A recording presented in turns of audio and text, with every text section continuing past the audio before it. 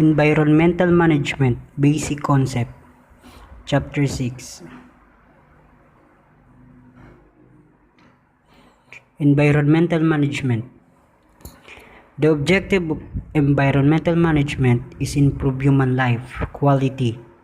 It involves the mobilization of resources and the use of government to administer the use of both natural and economic goods and services. It is based on the principles of ecology. It uses systems analysis and conflict resolution to distribute the costs and benefits of development activities throughout the affected population and seek to protect the activities of development from natural hazards. Biodiversity. The variety among living species from all sources including terrestrial, marine, and other aquatic habitats, as well as the ecological complexes of which they are a part, is referred to as biological diversity or biodiversity. This encompasses diversity within species, diversity between species, and diversity of ecosystem. Convention on Ecological Diversity, 1992. Ecosystems are intricate webs of interconnected interactions between biological resources, environments, and human populations. Biodiversity conservation. Biodiversity conservation is an essential part of environmental management because biodiversity reflects a country's natural heritage while also providing valuable natural resources and ecosystem services. Biodiversity is the life support system of humans. It affects the quality of the air, food, and water that humans consume. Changes in ecosystem have an impact on vital services such as the following. A. Regulating services such as protection of water resources, regulation of blood and water quality, protection from diseases, pollution, breakdown and absorption, contribution to climate stability.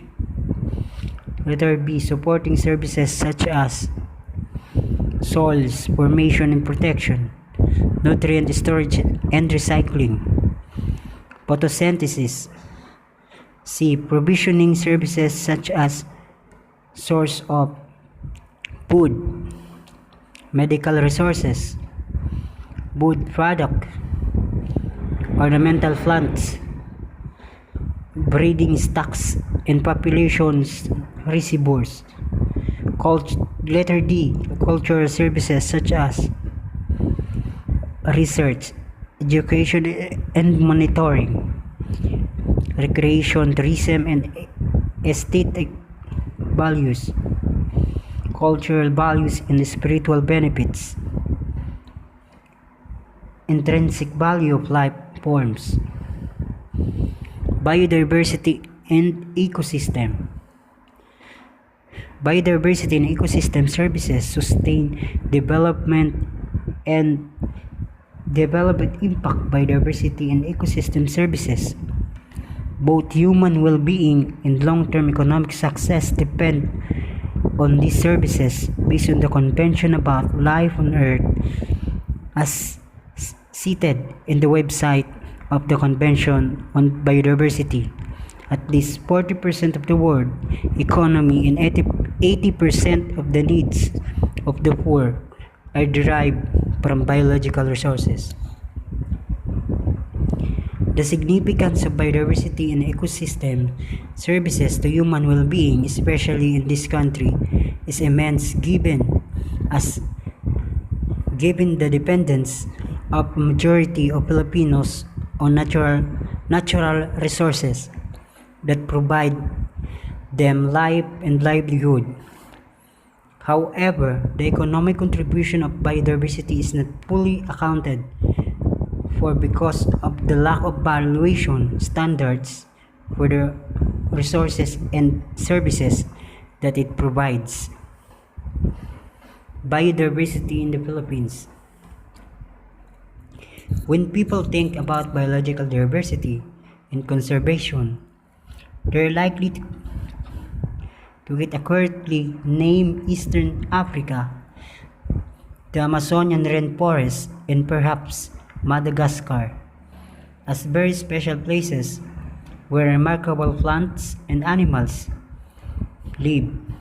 While it's true that some of these places have more total species, all are much larger in size than the biological storehouse that is the Philippines.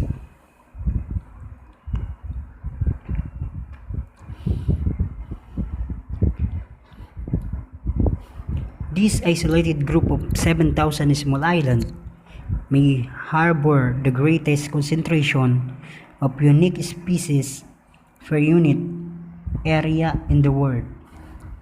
Approximately 33% of its plants, 75% of its amphibians, 70% of its reptiles, and 44% of its birds can be found only on the Philippines archipelago. Among mammals, the focus of Dr. Henny's expedition, at least 140 species or 75% lives nowhere else, including the world's largest and the smallest bats, the largest rats, and the smallest water buffalo. Many species with ecology and behavior that is utterly unexpected.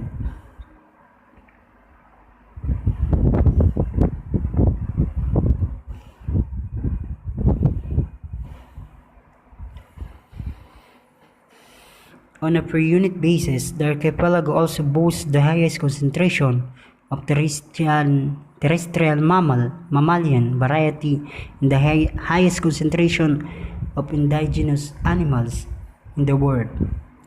As indicated, survey teams from local, international, academic, and scientific organizations continue to uncover new species.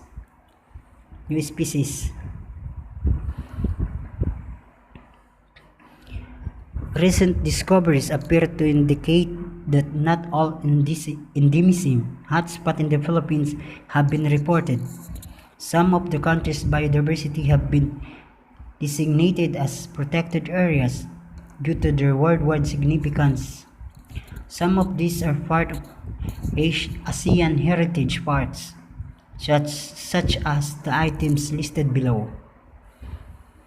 Tubatarip Natural Park, Agusan March Wildlife Sanctuary, Nauhan Lake National Park, Turtle Island Wildlife Sanctuary, Mount Apo Natural Park, Mount Makiling Nature Reserve, Mount Hamigitan Range Wildlife Sanctuary, Mount Igilit Baco National Park, Mount Malindag Range Natural Park, Mount Katanglad Range Natural Park, Timpuong and Hibok-Hibok Natural Monument. Threats to biodiversity.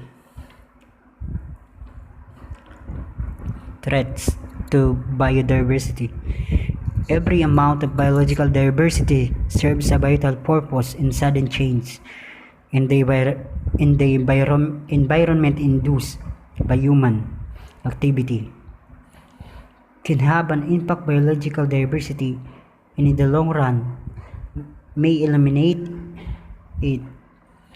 Changes in global air and sea temperature of 1 or 2 degrees Celsius can have a significant impact on species habitats, with some becoming inhospitable to some species. The fascinating data on abundance and distribution mentioned in the preceding section, as well as the danger to level to which these resources are exposed underline the worldwide relevance of maintaining the Philippines' biodiversity. A swift and efficient reaction is required to accelerate the coverage of conservation activities throughout the country. A large number of terrestrial wildlife species, including birds, are either extinct in the wild, have decreasing population, or are endangered. The Philippine Animal Assemblage is one of the most endangered in the world. Table 1 shows a summary in terms of the latest data on the total number of species and the number of endemic and threatened species.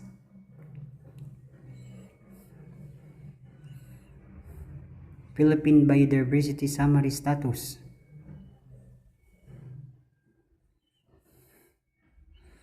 In the table show the total number of species and the number of endemic species and the total number of threatened species.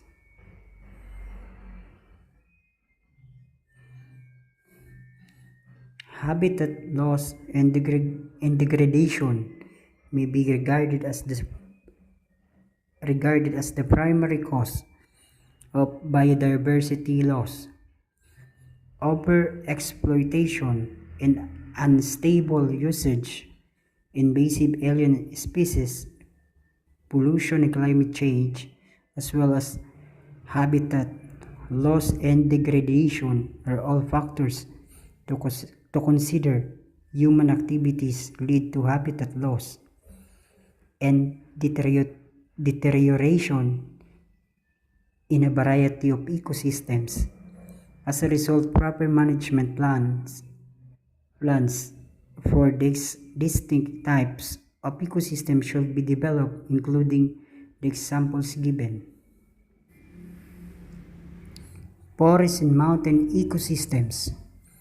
Mountain forest ecosystems give several advantages, not just to local residents, but also to those living downstream, such as decreasing floods, stabilizing slopes, and maintaining abundant biodiversity.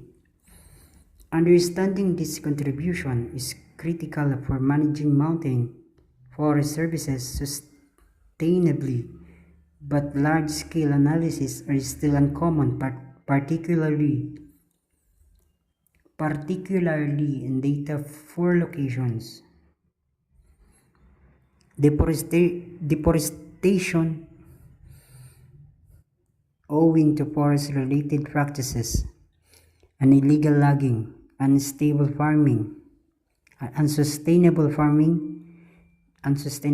techniques such as slash and burn or kaingin. Forest fire and mining is related to habitat loss and degradation in forest and mountain ecosystems.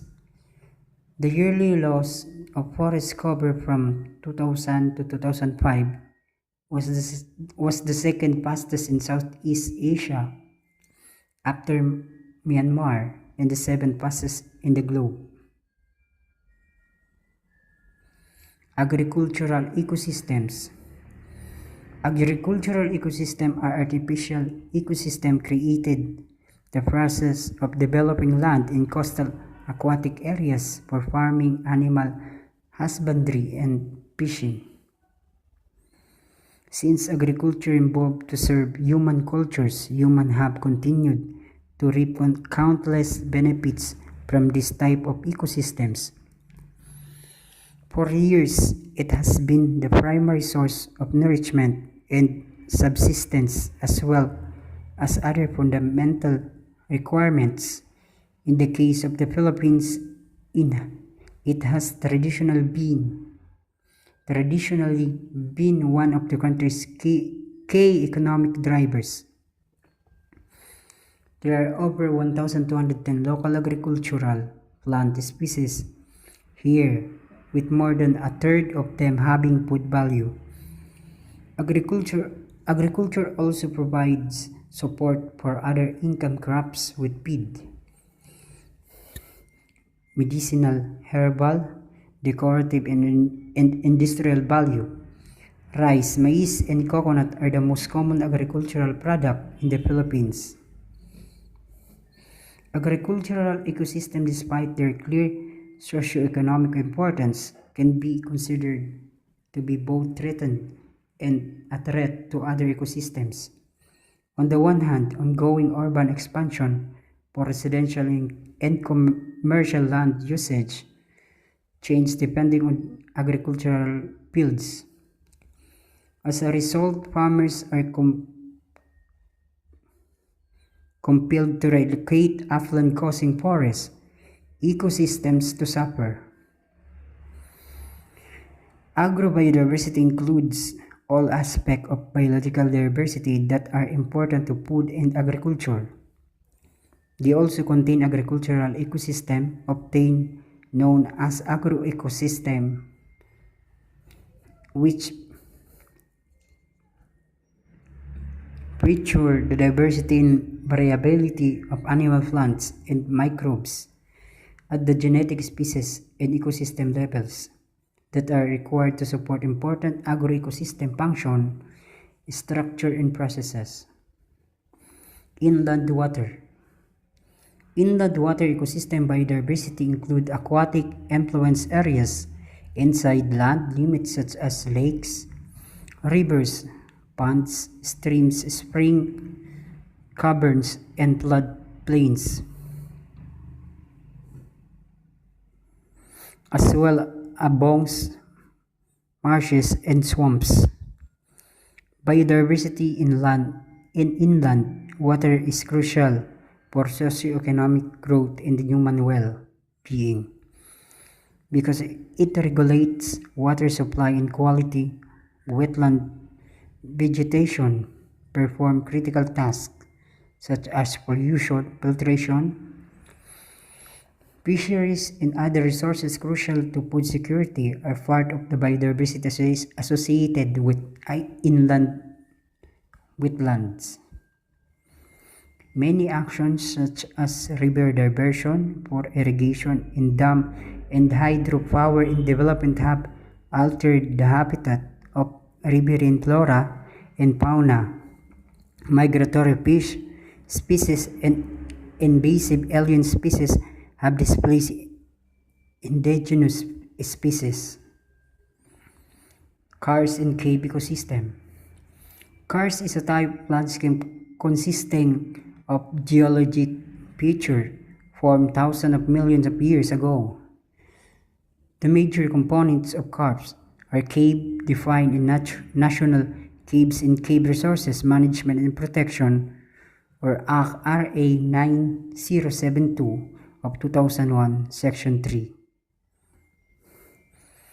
Any naturally occurring void cavity, recess, or system of interconnected passage beneath the surface of the earth or within a cliff of ledge in which is large enough to permit an individual to enter, whether or not the entrance located either in private or public land is naturally formed or man-made. Also include cave resources therein but not any bog, mine tunnel, aqueduct, or other man-made excavation.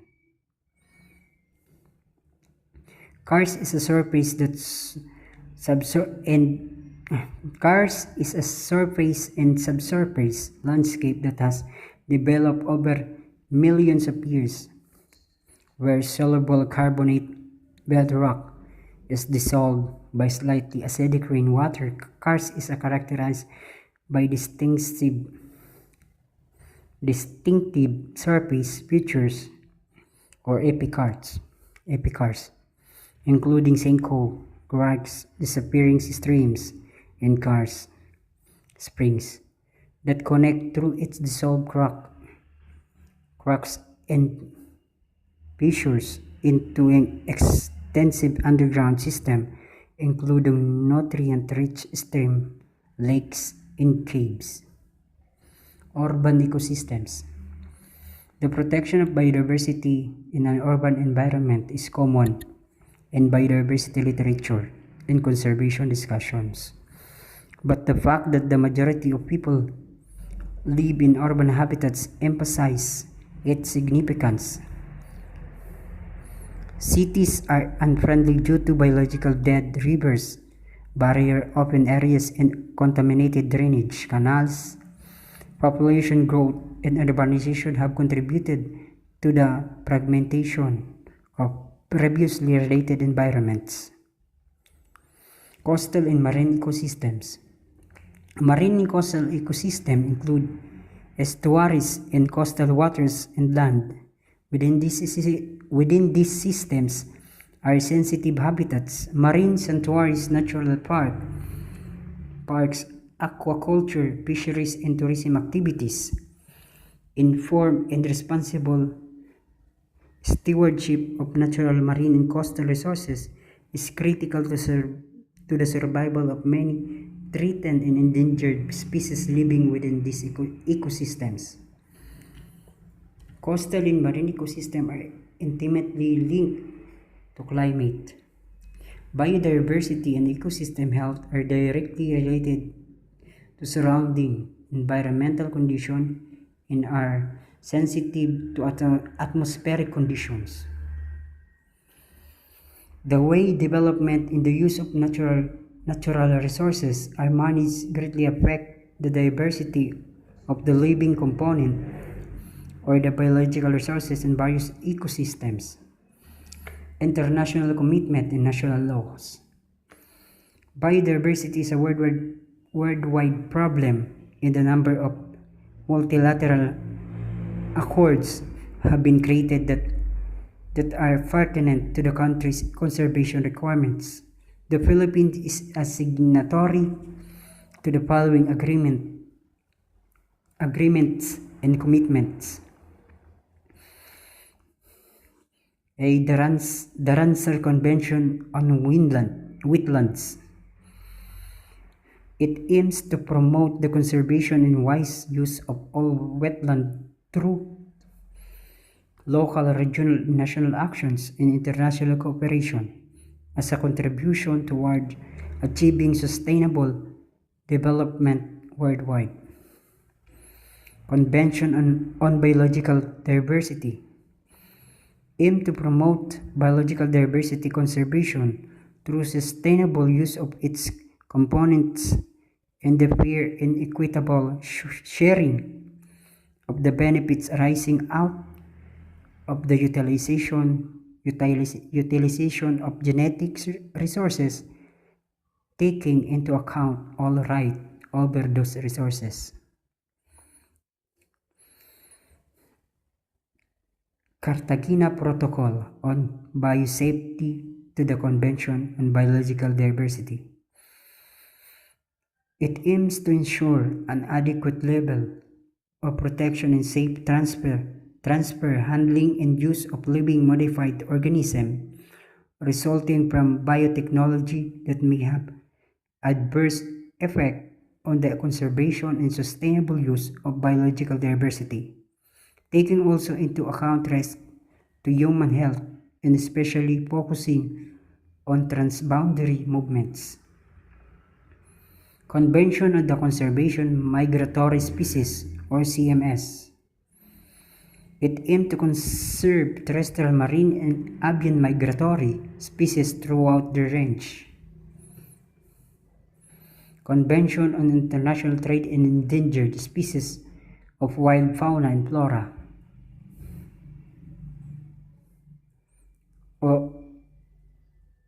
or CITES. This is one of the most powerful tools for wildlife conservation through the regulation of trade to ensure their survival in the wild. The CITES permit system seeks to ensure that international trade in listed species are sustainable, legal, and enforceable. World Heritage Convention. It aims to promote cooperation among nations to protect heritage around the world. That is such outstanding universal value that its conservation is important for current and future generations. Republic Act 7586 of 1992, or the National Integrated Protected Area System, or NIPAS Act. Through RA 7586, it is declared the policy of the state to secure for the Filipino people of present and future generations the perpetual existence of alternative plants and animals through the establishment of comprehensive system of integrated protected areas within the classification of national park as provided for in the Constitution. The law provides the framework for the establishment and management of protected areas in the Philippines as means of conserving biodiversity. The law defined protected areas shall be managed to enhance biological significance under the law. Protected areas shall be managed to enhance biodiversity and protected against destructive human exploration. The following categories of protected areas as described in the law were established. A. Strict nature reserve. These are areas possessing some outstanding ecosystem feature with species of flora and fauna of national scientific importance, maintained to protect nature in processes and in an undisturbed state in order to have ecologically representative examples of the natural environment available for scientific study, environmental monitoring, education, and for the maintenance of genetic resources in a dynamic and involuntary state. National Park. These are forest reservation essentially of natural wilderness character which have been withdrawn from settlement, occupancy, or any form of exploitation except in conformity with approved management plans and set aside as such exclusively to conserve the area or reserve the scenery, the natural and historic object, wild animals and plants therein. Natural monument. This is a relatively small area focused on protecting or preserving nationality significant natural features on account to their special interests or unique characteristics. Wildlife sanctuary. This is an area which assures the natural conditions necessary to protect nationally significant species, groups, or species biotech communities or physical feature of the environment where this may require specific human manipulations to their perpetuation. Protected landscape and seascape. These are areas of national significance which are characterized by the harmonious interaction of humans and land while providing opportunities for public enjoyment through recreation and tourism within the normal lifestyle and economic activity of these areas.